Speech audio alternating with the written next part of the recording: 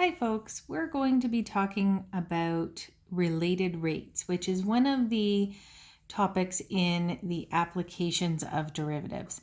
So this is a little bit different in terms of the applications of derivatives because now we're going to be looking at quantities that are related to each other, but we're not going to be taking the derivative of one quantity like volume or area in terms of another quantity like x being the length of a side. Now we're going to be taking the derivative of both sides of a relationship in terms of time. So related rates refer to problems where different values are changing over a period of time. So the steps of solving these are all the same. We're going to basically, again, just kind of highlighting this, when things are changing kind of simultaneously. So it's not that one thing is changing and that's affecting the other necessarily. It's when different things are changing as time goes by. We're going to be doing the derivative in terms of time. So drawing a diagram is always a good idea for all of these. We're going to need to identify variables. And here you may have more than one variable in your question because multiple things can be changing in terms of time. So each different variable is going to be considered as a function of time rather than one variable as a function of the other. Okay, we're going to talk about the values of variables that we know and their rates of change. So that would be the height is increasing at 3 meters per minute, something like that. So we're looking for a rate of change of each variable that is changing in terms of time. We're going to relate those variables with an equation. So we're going to come up with a relationship. And then we're going to take the derivative of both sides of the equation with respect to time. So this is really, really the big difference to highlight here. With respect to time, rather than doing dy dx at talking about how y is changing in terms of x changing, we're going to do dy dt, how is y changing in terms of time, and dx dt, how is x or whatever the other variable is changing in terms of time. Once we do that derivative, and they're typically pretty straightforward, smaller derivatives, then we can substitute in all of the stuff we know and solve for our missing variables. That probably seems a little bit vague, but hopefully it'll make more sense when we start looking at the examples. So I'll do the first one here. So the first example says that a 5-meter long ladder is leaning against a vertical wall. If a person pulls the bottom of the ladder away from the wall at a rate of 1/2 or 0.5 meters per second. So we always start with draw a diagram. So I've got a wall and I have a floor and I have a ladder that's leaning up against that wall. Might as well use some colors here.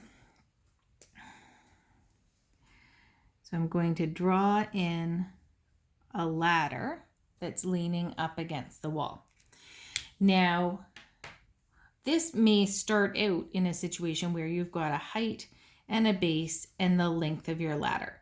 And that's going to be a Pythagorean relationship and it's stable. But if you start pulling the bottom of the ladder away from the wall, so this is increasing, like you're pulling this point here away, then what's going to happen up here?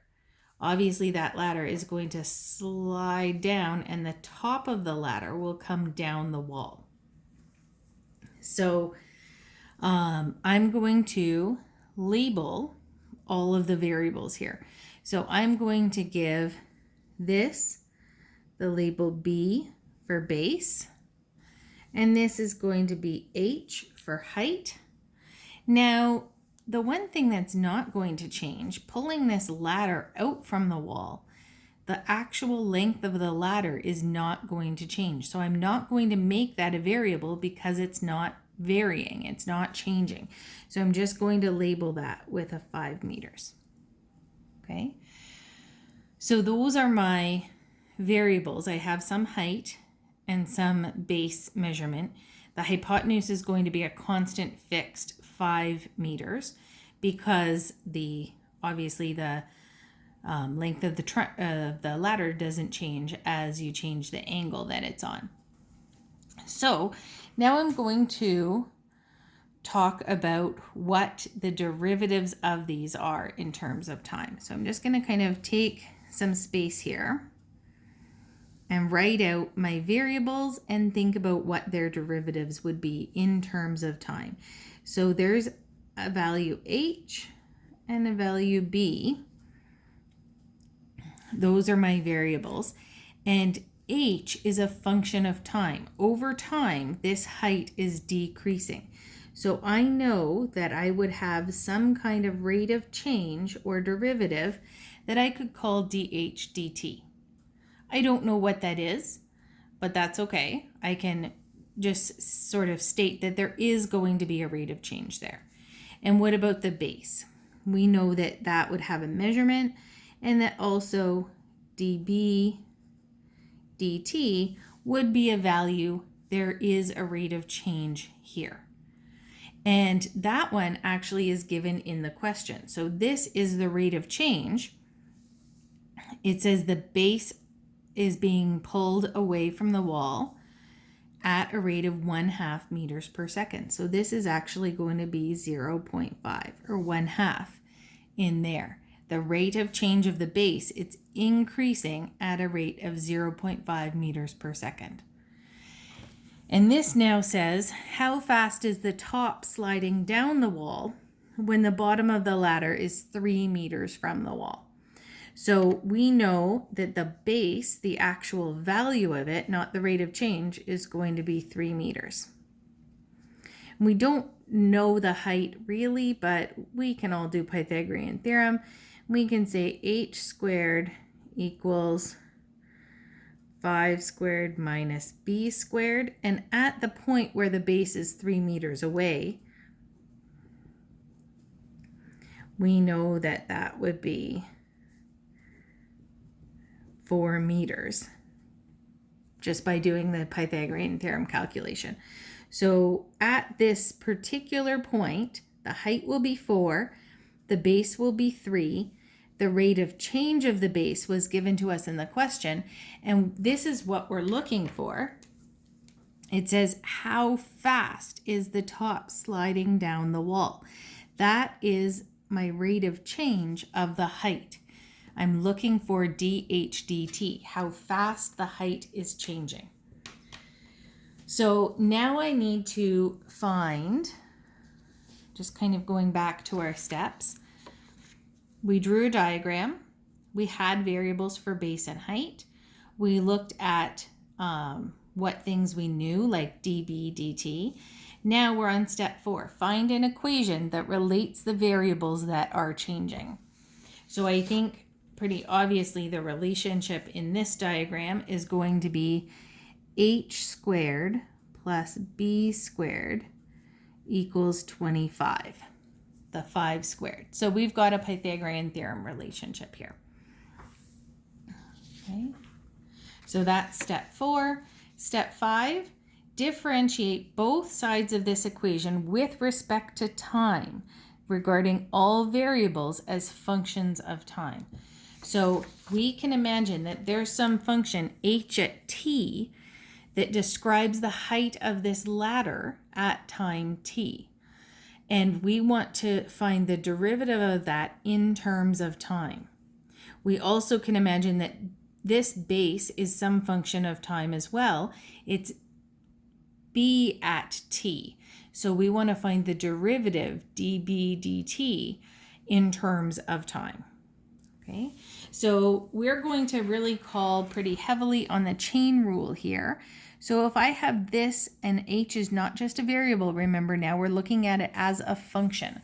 So if this height is a function of time, this function squared is the chain rule. So I have to do 2 times the function, 2h, then times the derivative of the function. And if that's a function of time, the derivative is dh dt. Okay, so I'm doing the chain rule here. And then the same thing for the base. This would be plus 2 times the base, bring the exponent down, multiply it by the original function, then times the derivative of the inside stuff, the inside of that function. And b was a function of time. So it's db dt. I don't know what these functions are, but I know that they have values, and I know the actual values of the function. Okay, careful here. Remember that I'm taking the derivative. The derivative of 25 in terms of time is 0. So now it's as simple as saying, okay, I'm looking for dh dt. I know h equals 4 and b equals 3 and db dt equals 0.5, and throw all that stuff into the equation and solve for the one value you don't know. So here I would have 2 times 4 dh dt plus 2 times 3 times 0.5 equals 0. So I get 8 dh dt plus 3 equals 0. And then dh dt equals -3/8. So the height of the ladder is decreasing at a rate of -3/8 meters per second. I'll squeeze in a therefore statement.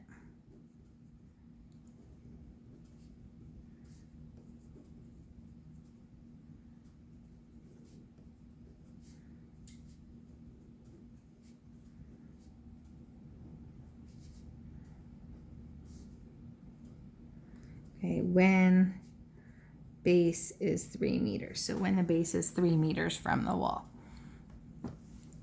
Now, a lot of people kind of have the instinct to think that this would be a constant rate of change for the height because the base is a constant rate of change.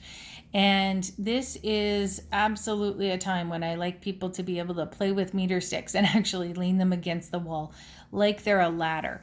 But if you have something kind of long and straight at home that you can lean up against the wall and sort of slide out, you will be able to see this pretty clearly, even if you can kind of lean a pencil against the wall at your desk or wherever and sort of slide the bottom out at a constant rate. The top starts to fall first pretty slowly and then increases and goes pretty quick at the end, even if as the base is moving at a constant rate. So it's always a little bit surprising when we do the next one, when the top of the ladder is 2 meters above the base of the wall. So we're going to kind of redo this same idea.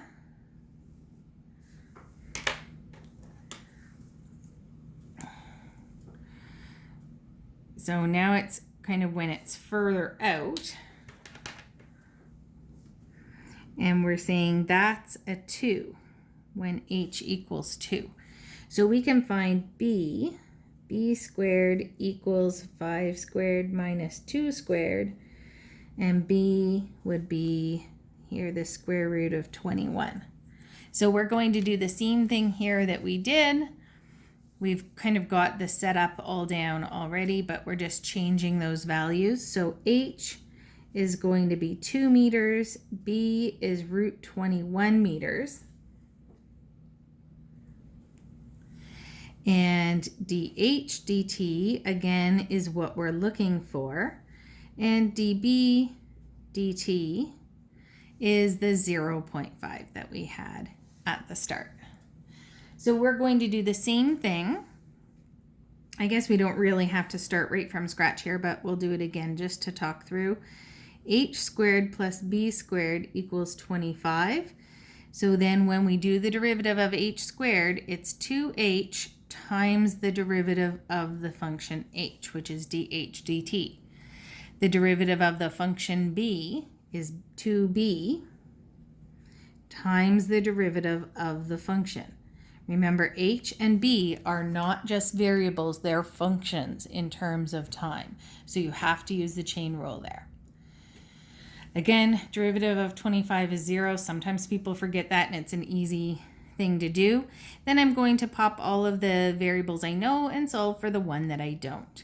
So 2 times 2 dh dt plus 2 times root 21 times 0.5 equals 0. 4 dh dt plus root 21 equals 0.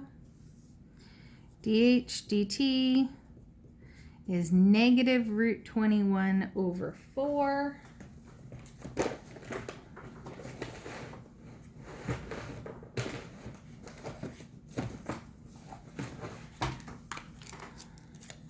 And if we wanted to figure out what that is, just to kind of show that this rate of change is very much not constant, here we've gone from a rate of change of negative 3/8. Now we're looking at a rate of change of about negative 1.1 meters per second. So it is falling quite a lot faster at the time once the height of the ladder is down to 2 versus when the height was 4 in part A. So therefore, height is decreasing